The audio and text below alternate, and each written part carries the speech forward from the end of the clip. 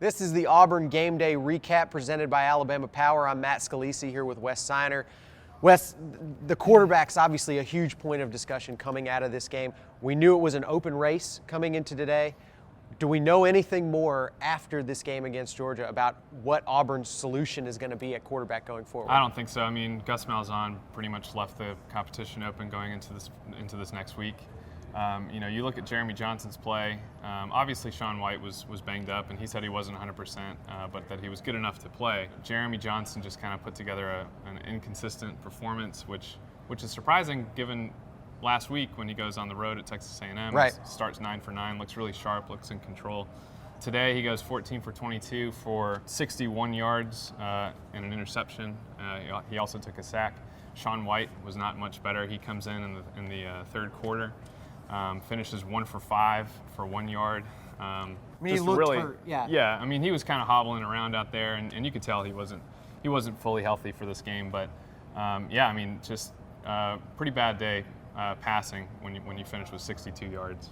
Wes, one bright spot today Auburn's probably going to take with them going forward, the defense. Another really strong game for this unit that's been getting a little bit better every week, it seems like. Yeah, Will Muschamp's group, like you said, they just kind of keep improving. It seems like he's kind of getting the pieces together there.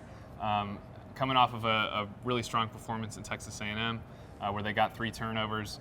Today they weren't able to come up with any turnovers, but they still held Georgia to 242 yards of offense. That's a season low for this defense.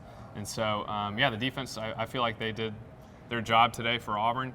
But you just look at that ineffectiveness of the offensive group, and that's kind of really. Offense turns the ball over 3 times, and you just can't really win the game that way.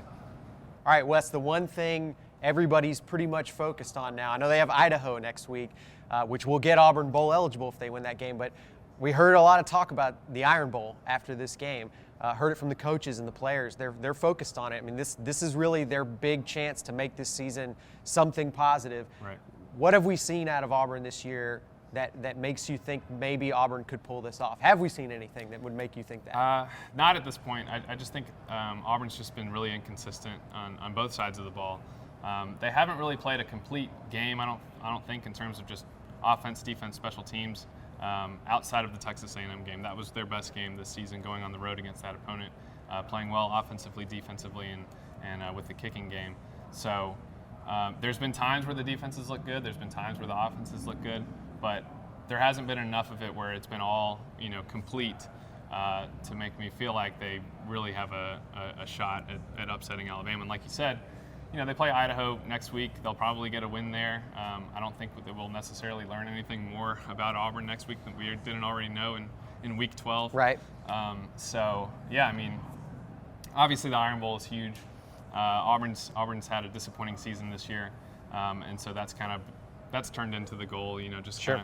If they can upset Alabama, that would obviously be huge. But at this point, there's just been so many inconsistent performances on both sides of the ball that I just don't see it happening right now. All right, well, that's going to do it for us here at Jordan-Hare Stadium. More Auburn football coverage at AL.com/AuburnFootball.